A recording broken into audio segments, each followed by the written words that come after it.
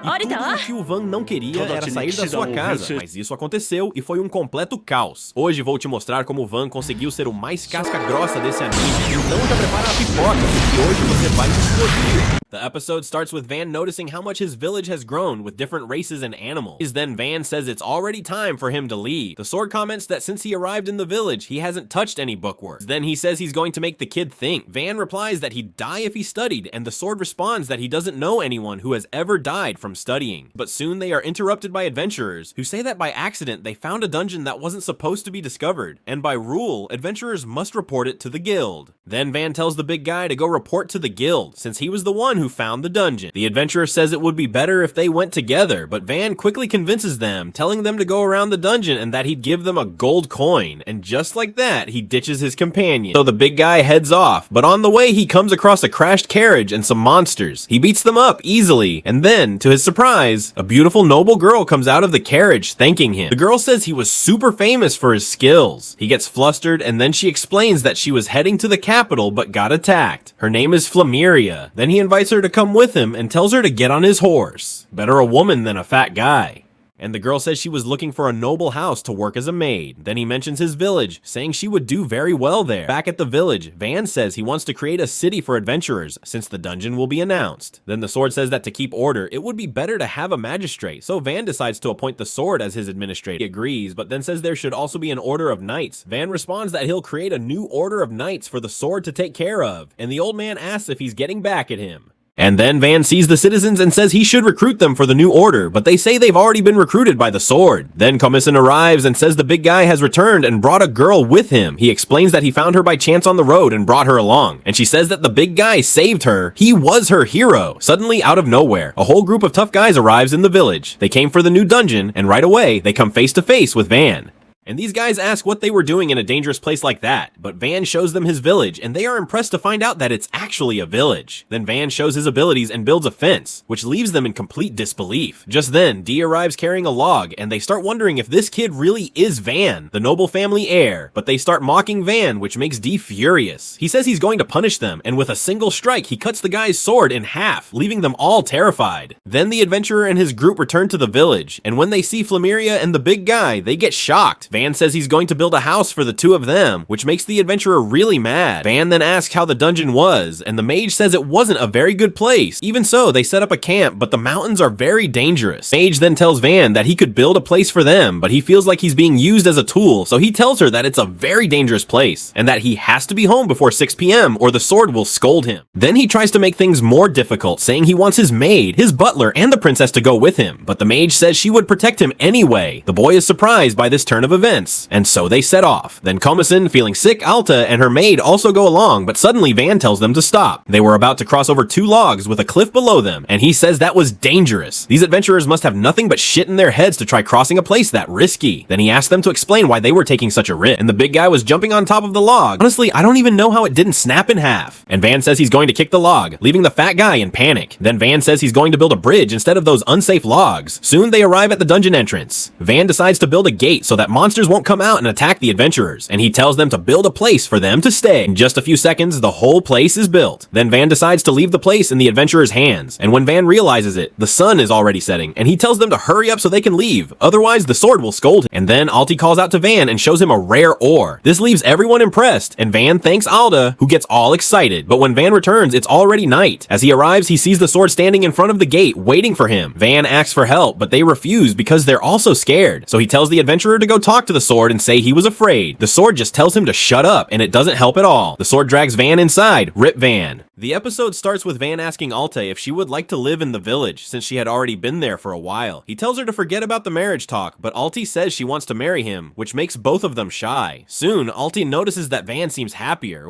I wonder why. Then it cuts to the front of the gate where Van is talking to the new merchants he had helped. They then give him the reward for the dragon they sold to them. Soon after, Comison asks the merchants about Panamera, who stayed behind to report on her alliance with Van. This makes Van a bit uneasy, thinking she might become a tyrant queen. Then the merchants bring a weapon from the capital for Van to take a look at, which gets him excited, because with it, he'll be able to build his own ballistas. He then goes to his workroom to test it, and soon after starts creating his own version, but it doesn't seem to go very well. This surprises Alti, seeing that even Van makes mistakes. He says he she always makes mistakes, and she gets a bit shy, saying that he's talented both in swordsmanship and in his studies. He says that if she wanted, he could introduce her to a heartless butler and a monster-like knight. But then he tells her that she has her own ability, puppet manipulation. This makes the mood heavy as she starts remembering things from her past. Van then says that her magic is one of a kind and asks her to show it to him. He creates a doll for her to test it on. As requested, she produces threads of mana and makes the doll move. This impresses Van, and he says her magic is incredible. The maid says it was amazing and suggests that she could show this magic in the village, adding that Van could create a special doll for it. But she says it wouldn't be good to show a cursed magic. And if that's the case, then Van wouldn't show his either. With that, Van manages to convince her, and that night, he creates a doll and sets up a show. And so it begins. But soon, the audience people start whispering about puppet magic, making the girl nervous, since in the past, it was used by people who turned against the royalty. Van draws the crowd's attention, saying that the doll itself had its own abilities. Then it starts dancing on stage, creating a sense of purity with clean, beautiful movements that leave everyone amazed. Van goes to congratulate her, and she gets emotional and hugs him, thanking him. The next day, Commission arrives saying that a royal carriage is at the gate. It's his noble friend, Panamera, who was impressed by the change Van brought to Alte, as well as His Majesty, the King of Escuderia, who has come to visit. He congratulates Van for becoming a noble, and says he came to see how he managed to turn a small village into a nation. He then says he wants to see his weapons and orders Van to answer everything honestly, without any lies. So Van starts showing his creations until they reach the ballistas. Van asks Commission to test them, and now they're even more powerful than before, which impresses the king. Van explains that he created them based on weapons that already existed, but that he's still improving them. The king says he doesn't want any lies, but Panamera tells him to calm down and trust Van. She then suggests he show it in practice, so they head to the lake. Along the way, the king notices how friendly Van is until they arrive at the lake, and they're even more shocked by the sight of mermaids, which are extremely rare. The king thanks the leader of the Tritons and says he would be grateful to have his people as allies. In response, the leader presents him with a gift, a piece of orichalcum, a rare ore found only in the depths of the sea. Then, out of nowhere, Van creates a sword, which makes the king angry. He tells Van to stop messing around and says he'll pay whatever is necessary. Van then says he wants to stay in these lands, but the king tells the boy that he would be well treated in the capital. But if he were to leave the village, who would protect it and keep its peace?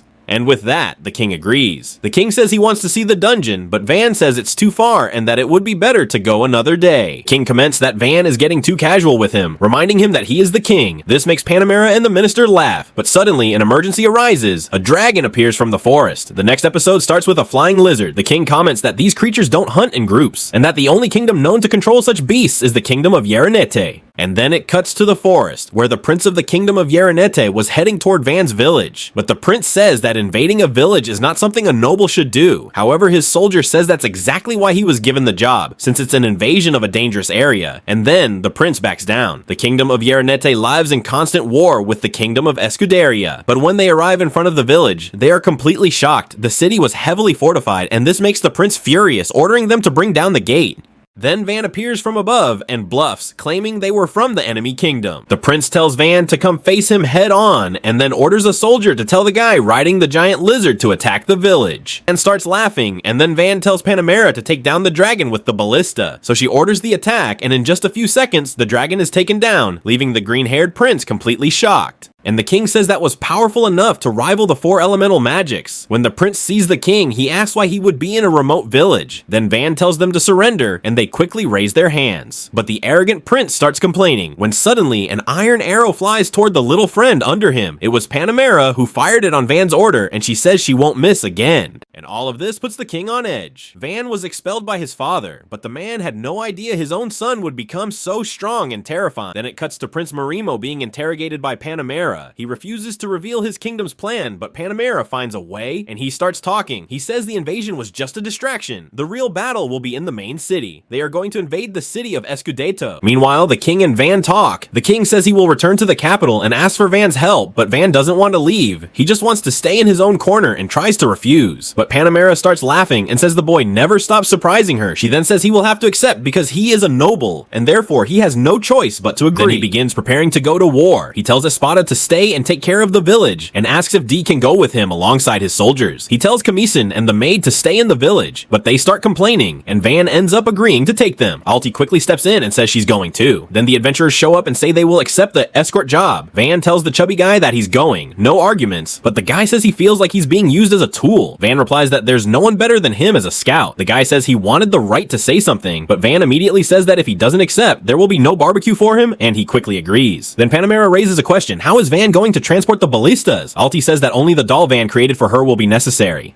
Outside, Van warns them not to be careless, or they'll end up in a coffin. Then it cuts to Van's father, looking grim, as he learns about the war between Escuderia and Yarenei. He orders a message to be sent to the neighboring regions, forming an army to help. Espada's substitute says that the only place nearby would be Van's village, but the man replies that the village wouldn't even be able to send soldiers, let alone kill a dragon. Upon arriving in the city of Escudete, the noble is shocked by the destruction and the sheer number of dragons. At that moment, Yarenetti's soldiers spot the Marquis' men and launch bombs at them, wiping out several of their forces. When they retreat without finishing the job. On the other side of the city, Alti's doll was causing total chaos. The dragons didn't stand a chance, and the princess's controlled power was surreal. Near the city, Van's group was also under attack. Kamisin was already firing arrows everywhere, and Van's group was crushing Yarenetti's soldiers. But more and more enemies kept arriving, so Van tells them to fall back. Just like he said, they shouldn't get careless. Then it cuts to the city, where the Marquis and his son were, when the king arrives and says the kingdom managed to withstand part of the attack. Even so, the Marquis's son was incredible. This leaves both the Marquis and his eldest son shocked. Van had managed to surpass his limits. Then it cuts to the forest, where Van and his companions were resting. Alti says that many innocent people died in vain, and she doesn't want them to go back there. This sparks an idea in Van's mind. He creates a catapult, and that's how they're going to win. Finally, Van and his group head to a city near Escudete. When they arrive, Van immediately runs into his father, who says he heard that Van had become a baron. Van replies that he earned the title after defeating a dragon. This leaves the soldiers impressed, but his father doesn't believe it, saying that not even he could fight a dragon of that class. Van says he defeated it with a ballista, but even that doesn't convince the old man until Panamera arrives and asks if the boy had invented something to surprise her. Van suggests they greet his majesty first, and then he'll show the weapons. They arrive at the door where the king was, and Van immediately notices two soldiers impressed by their presence. Panamera adds that they are strong, and that if they use specific armor, they might even have a chance of defeating Van. This leaves the boy a bit embarrassed. Then we are introduced to the nobles of the kingdom of Escuderia, including Alti's father, Count Ferdinand. The minister explains that the kingdoms of Escuderia and Yarenete had been at war for years, but in a single day, Escudete was taken, and on top of that, there were dragons and bombs. He then asks if Van has any idea. The boy says it would be more effective to take down the dragons, which makes the nobles laugh, as that would have been impossible, until they see what Van's ballista can do. The king says Van should go to the front lines, but Van refuses, and everyone is shocked. The king says he could achieve incredible feats, but Van replies that he doesn't want to get hurt. He wants to stay in the rear lines. This makes his father furious. The old man says he should know his place, but the boy tells him to calm down and says that all he wants is to protect his village. That's all that matters. The king then agrees, and Van says that in return, he will provide ballistas to take down the dragons. Van's father asks how they would even build ballistas, and Van shows in practice how it works. Very quickly, Van builds a ballista and a catapult. He asks what his father thinks, but the old man refuses to admit it and just walks away. The king then ends the strategy meeting when the maid comes to fetch Van and Alta comes along. But when she runs into her father, he sends her away because she has puppeteer magic. She is left shaken, but her father doesn't care much and says he can't talk to her because he's busy.